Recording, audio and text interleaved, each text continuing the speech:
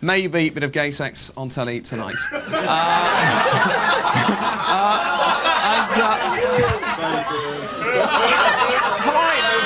Have I gone too far?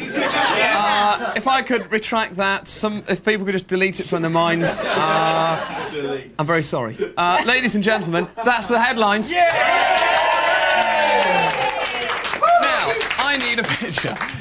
Lisa, have a look at that. If I were to show you that, what comes to mind? What sort of feelings? Happy scouse, isn't it? Happy scouse. But does it warm feelings, I imagine? Yeah, respect. Warm, respect, open bottles of champagne. Of course. Happy, bubbling. Yeah, ginger all those hair. things. Well, all those things come to mind. I'm going to walk through here now. I think the thing comes to mind as well is matchmaking antics that we never tire of. No. Am I right? Of course. Well, we may have happy feelings when we see Cilla Black, but for one man with us today, if I just put that there, the feelings are entirely different. This is a feature we call Yesterday's News. Thank you very much. Please welcome to the show Bob Forster. Bob, ladies and gentlemen. Bob, why are you Yesterday's News? Why am I Yesterday's News? Because I had articles in the Evening Chronicle.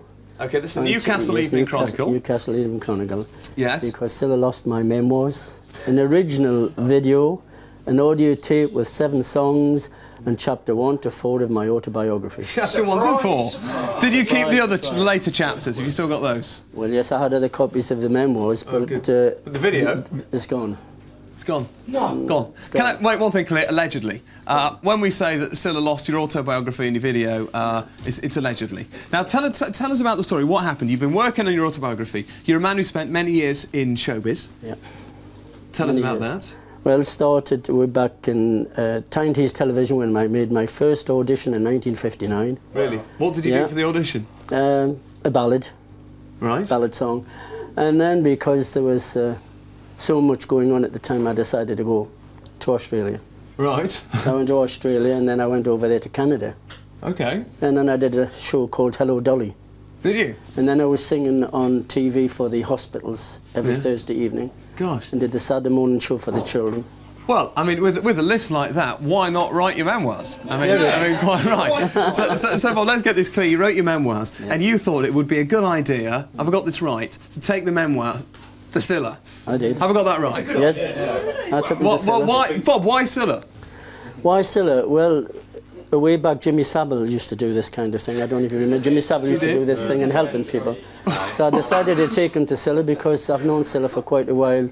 Have you? Yeah, but not as a friend, just as an acquaintance. How do you know Cilla? She did a live show when I was working for the live shows in Newcastle in 1977. Right. Backstage we talked.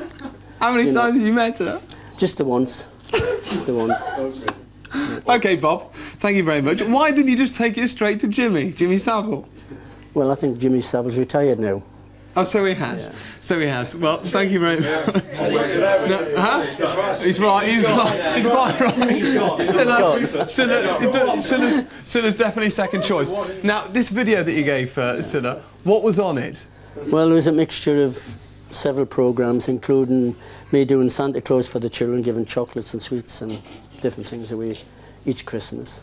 Yeah. And collecting funds which totaled the amount of £12,500. All am I right in thinking that Gloria Hunniford is on this video as well? Yes, that was the Christmas show for the church. Right, OK. Thank you. Well, that video gone forever. So what, you took all this down to Cilla, you took it to the TV studios, didn't you? Where did you take? Which TV studios? I went to the reception of... first went to ITN. Yes. And then ITV... She's not here. ITN got me over to ITV. Right. And when I got to ITV, the receptionist just bunged me round to the security department. Right, well, we've got a photo. Yeah, that's it. That's it. Now, you got this as proof, Bob. This is you handing over said memoirs and video to receptionist. Now, for fear of recriminations, we've blocked out the receptionist's eyes. Because I know that you're unsure what happened to it at that point, so I think it's only fair that we delete it in that fashion. The right thing to do. So did you get, once you'd handed that over, did you get any response at all? None. Outrageous. None at all. How did you feel? You got no response. This is your life's work. I felt angry. Yeah, I felt angry. What followed anger? No, just angered at the fact that no one just bothered to phone or send a letter and say they were going to give us an interview or do anything about it. So. Just a letter. Just a letter is all it would have taken. Now, this is something that's obviously caught the eye of your local newspaper, as you mentioned, and I think we can see this as well, can't we? Is it down here? Here we are. Here's the Newcastle Chronicle. Here we are. Now, there we are. Surprise, surprise, an appropriate headline. Now, it says here, we've just lost all your precious memoirs, Chuck. That's what it says there. And there's the detail. Did it also disappoint you that when the Newcastle Evening Chronicle did the story, they had a big picture of her and only little pictures of yourself? I'm quite happy. Are you? Yeah. Well, I mean, you're a professional, of course. Now, one thing to note here as well, this is a really interesting development in the story as well. Local paper gets behind it, it says memoirs lost, which they were, and of course that made you angry. Then we go over to here, and it's a second story. Now, it claims here in the Evening Chronicle that actually Cilla did kind of respond, isn't it? What's that claim in here? No, there isn't a response to that story at the bottom. It says at the bottom of this story that he was laid on a slap-up meal of tea and cakes. Sorry, no, Sorry. Did that happen? Sorry, no. Didn't happen? No. Is that a lie in the newspaper? Misinformation. So essentially, the newspaper have kind of backed Cilla and tried to make her look nice. Yeah. Gosh, has this whole experience affected the way you feel when you watch programmes like Blind Date and A Moment of Truth? No, not really, because I watch all Cilla's programmes anyway. Do you? And the last one was A Moment of Truth, just on Friday. Do you enjoy Moment of Truth? Well, I watch all programmes, and I'm a soap follower as well anyway, and I watch Big Breakfast Boys. Of course. Thank you, Bob. Thank you, Bob. I'm keen for older viewers. Thank you very much. Now, Bob, do you blame Cilla for this? Do you blame her for this? No, I don't. No. Not at all. No. If I were to bring her face nearer to yours, would it make No. would it make you angry? No. Are you happy? No, it wouldn't, because she's not to blame. It's the department's to blame for it. Yeah, that's quite right. Let's reiterate that. Cilla, not to blame. Thank you. Well, Bob, it's a shame that you've lost the video. I know that I assume you're going to try again and get those memoirs published elsewhere. Well, I'm hoping that Cilla will do it. I hope she will give me an appointment and talk about it. I mean, have you thought about Matthew Kelly? He's good. He's a lovely Matthew Kelly's a lovely chap. There is a call, Matthew. There is, hey? Come on, Matthew Kelly. Matthew Kelly, if you're watching, I mean, he's third in line. He kind of goes Jimmy Savile, Cilla Black, and then down to Matthew Kelly, possibly Henry Kelly, and eventually Dale Winton. They're all people. Matthew Kelly, if you're watching, it would mean the world to Bob. Please, could you give us a call and help him? Come on, Matthew. Ladies and gentlemen, Bob Forster, ladies and gentlemen. That's it. A lot more to come today. A touching story. Damage are being interviewed after this. When I say this, I mean a break. Yes!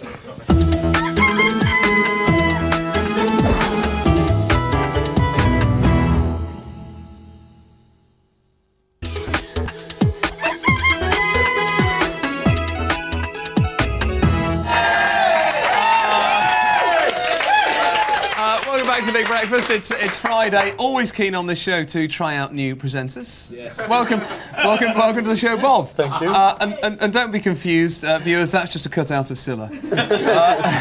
Now, Bob, we just did an interview with you. Just to recap, you wrote your memoirs, took them to Cilla for her to publish, and then they got lost, essentially. They did, yes. You're angry. You're upset. That's entirely understandable.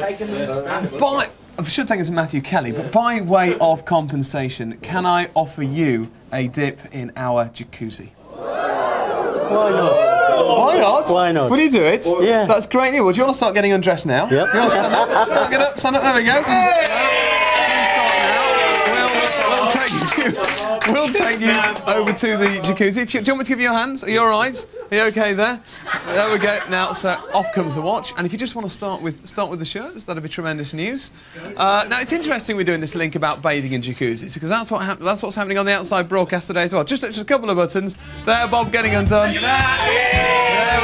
So later, Bob in jacuzzi. Now then, let's go live to Stoke-on-Trent and Mike McLean. Thank you very much indeed, Richard. As you know, we're reacting to a story about soap. Apparently it's not as popular as it used to be. That's it from me. Have a great weekend. Ladies and gentlemen, for the last month, you've had one solid rock of a presenter on this show, Lisa Rogers, and that's one for a while. Thank you, Lisa! Get her in the hot tub!